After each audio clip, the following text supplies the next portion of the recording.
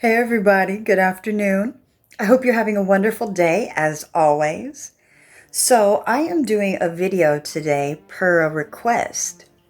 I had talked yesterday on Pornhub and Disney, and I had brought up about the frames per second and how things are submitted into these frames subliminally, and they pass by so fast that often you don't see them.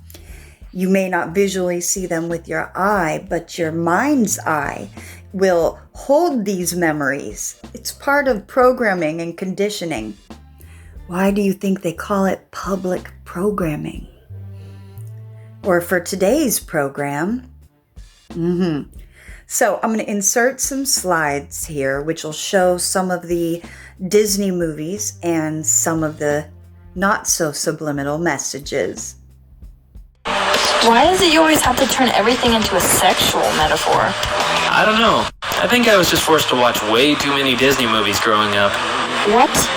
Disney's way more perverted than I am. It doesn't matter if you're talking songs, metaphors, or just flat-out animation. They're basically selling porn to little kids. Let's just look together through a few of these images. Right off the top here in The Lion King, you can clearly see the word sex. What do we have here in Monsters, Inc.? Oh, mommy getting it from the back. What do we have here, Mr. Hard-On? Which they claimed was his knee, but you have to wonder. Here we go back to The Lion King again. And as you could clearly see in this one, this is a no-brainer. And well, don't Mickey look swell with the big peen in his hand? Here we have a naked lady in the window. Here we have him looking up her dress. But hey, no anal beads or things going on for us to see here. And what about this? Who remembers the big dick that was placed in the scene from, what was this, Little Mermaid? This was on the cover of one of the VHSs, which most of them have been pulled and they changed the cover. But we see you. Tangled. See the word sex? It's all over the place. All over. And to prove that, what do we have here? Oh, ask about the Illuminati. Right. But there's nothing to see here, folks. Nothing at all. Not even a penis. One that's small. Okay, I didn't need to add that last part. Sorry. Titties. Birds and titties and nipples. Look at this. What do we have here? More titties. Yes, and these are your cartoons, you guys. Fuck me. Look at this. Wow, there's the whole fuck and the me. All right. Look at this hooter. Hooters. Busy Beaver's watering hole. And Flowers' plucking palace. They certainly are trying to deflower. But we're going to take away that fucking power. I decided even today to be a little extra. This is my jewelry. Yes, this is my jewelry. This is what I'm wearing today. You know how Flava Flav has this clock? I got my eyepiece. Yes. So, frames per second in videos. Back to the real subject. The average movie, like if you're watching your standard screen, it's 24 frames per second. That's what they generally record at, like TV shows and movies. They do this because it gives the film a smoother appearance. So let's logically think about this for a second. If the standard is 24 frames per second, let's think about an average movie. How long does a movie last? About 2 hours, right? So in a 2-hour period, you actually are seeing 17,280 frames. How much of that do you think you're actually seeing and capturing, though? So, internet is a little different. The frames per second is actually even faster.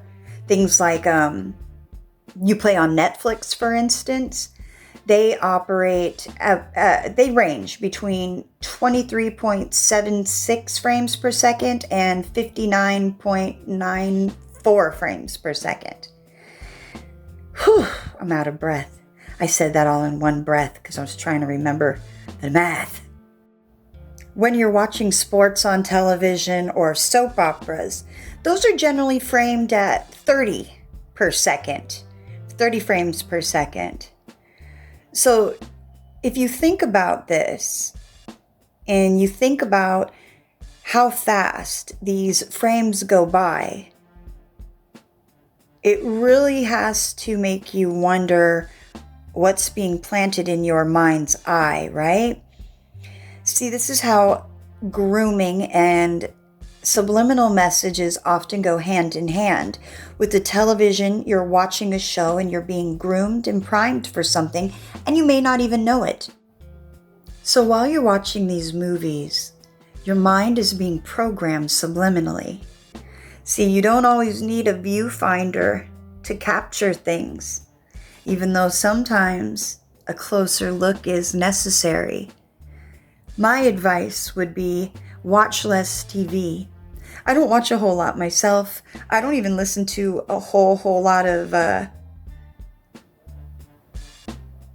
outside influences, let's say, because of agendas and branding. And most of the things we watch, they have an ulterior motive. We think one thing, they think another. We're thinking we're watching something cute. They're thinking branding and money and how they could make more. You have to be very careful of subliminal messages. They're everywhere. Like, example, back in 1943, there was a radio station and a TV station that were doing an experiment with short films. And in a Daffy Duck film, they had actually added the words "buy bonds." They flashed the word "buy bonds" briefly across the screen to see if people would subliminally buy bonds.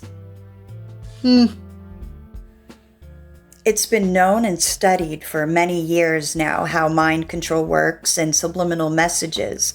It shows that the activity levels in your amygdala, they change. They're the ones that process your emotions. And then the insula, which is involved in the conscious awareness, and the hippocampus, which is the part of your brain that processes memories, and your visual cortex are affected. So again, while you're watching these things, you may be paying attention to one part, but in the back of your mind, you are capturing all of the images. So sometimes in your day, you might have thoughts go through and you're wondering where they came from. It wasn't of you. Why all of a sudden do you have a craving? Why all of a sudden do you feel this way? This is part of it. Programming. My suggestion, wake up.